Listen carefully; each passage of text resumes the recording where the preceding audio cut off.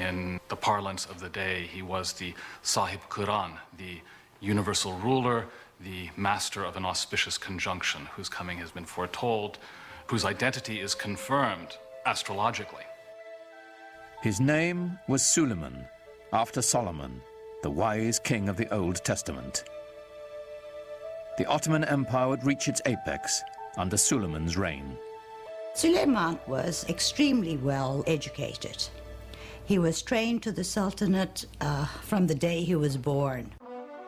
As a young prince, he formed a relationship that would have a tremendous impact on his life and on the empire as well. And when he was still a crown prince, he also developed a great friendship with a convert, a Greek convert who took the name Ibrahim. The two were very close in age and apparently very close in other ways, personally, intellectually, educated together to a certain extent. And as was common practice, when Suleiman acceded to the throne on the death of his father, he took his faithful Ibrahim with him to Istanbul. Suleiman was 26 when he took the throne, determined to make his mark on the world as soon as his ministers would let him. In his early years, Suleiman had to contend, for example, with grand viziers and generals who simply refused to obey him, feeling apparently that here was a 26-year-old kid who had never seen very much in the way of action and hadn't done very much to show that people ought to, in fact, obey him. The way to prove his mettle was on the battlefield. Every new sultan was expected to begin his reign by expanding the empire. Ottomans now controlled Kurdistan, Egypt, and the holiest cities of Islam, Mecca and Medina. Suleiman set his sights on Belgrade in Hungary, the stepping stone to Europe. He was the head of the Ottoman dynasty, and he had certain duties to perform. One was conquest, and the first task Suleiman took upon himself a year after he ascended the Ottoman throne was to head towards Belgrade and capture it. Belgrade was very important strategically because it was from there the army could move further on west.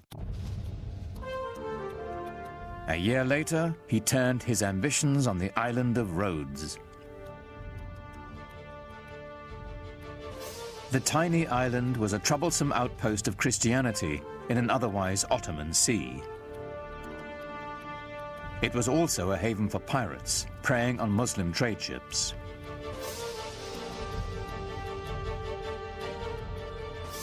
The 50,000 defenders of Rhodes manned one of the strongest forts in the world. Suleiman decided on a tactic other than relying on gunfire from his huge cannons. A new tactic, seldom used until that time. The Ottomans are the first major force to actually develop new ways of harnessing gunpowder to the cause of military expansion in creative ways. Ottoman sappers dug out a series of 50 tunnels near the base of the fort so they could mine its foundations.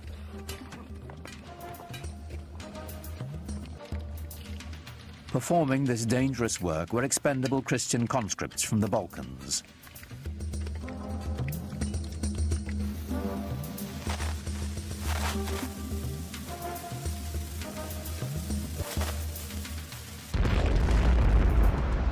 The resulting explosion signaled a furious 6-hour Ottoman assault.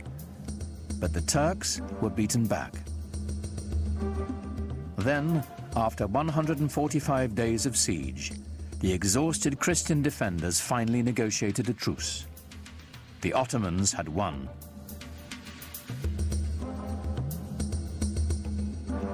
Victory did more than deliver Rhodes to the empire. Suleiman was now a sultan to be taken seriously. His march of conquest had begun.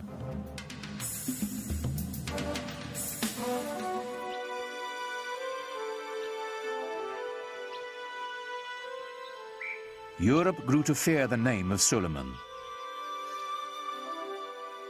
But within his own borders, he had another reputation.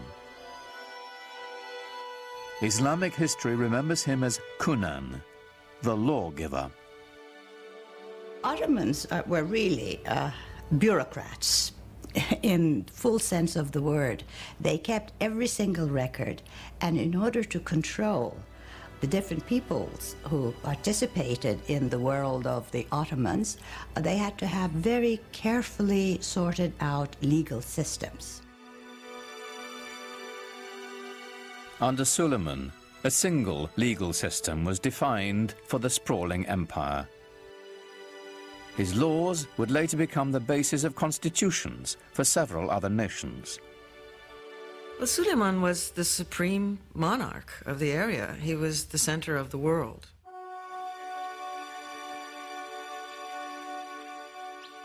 He inaugurated a classical age in Ottoman architecture, commissioning some of the most spectacular buildings the world has ever seen.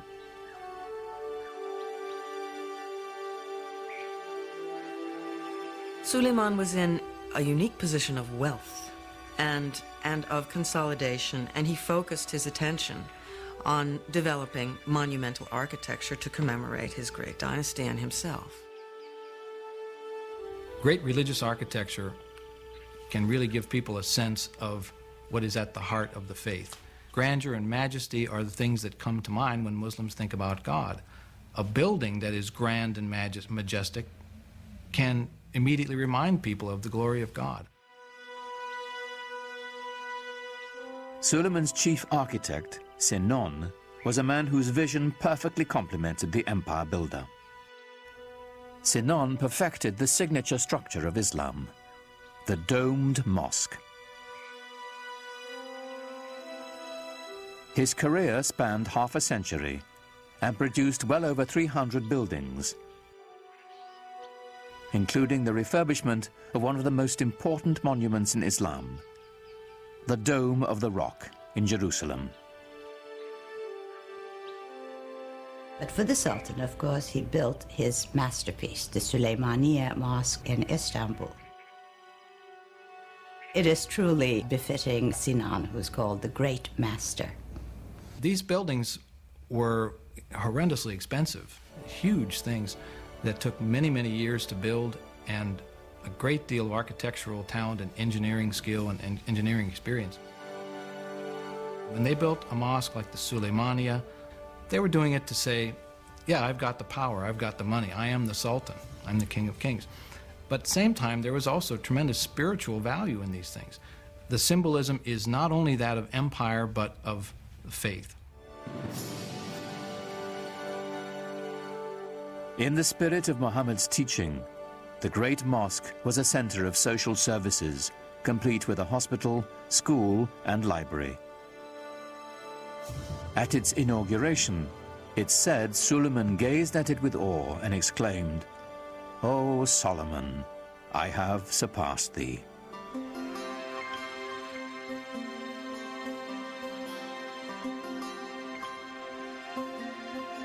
No less impressive was Suleiman's palace.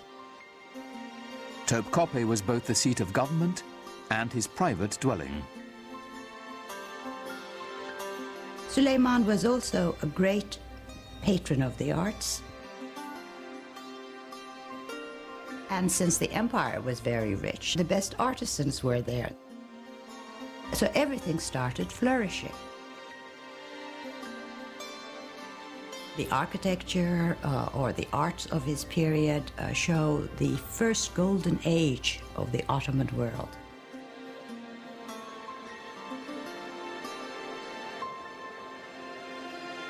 Everything that came out of his palace was exquisite. Suleiman himself was a goldsmith. Ottomans believed that every sultan had to have a tangible trade. Being a sultan was not considered a practical or a tangible trade.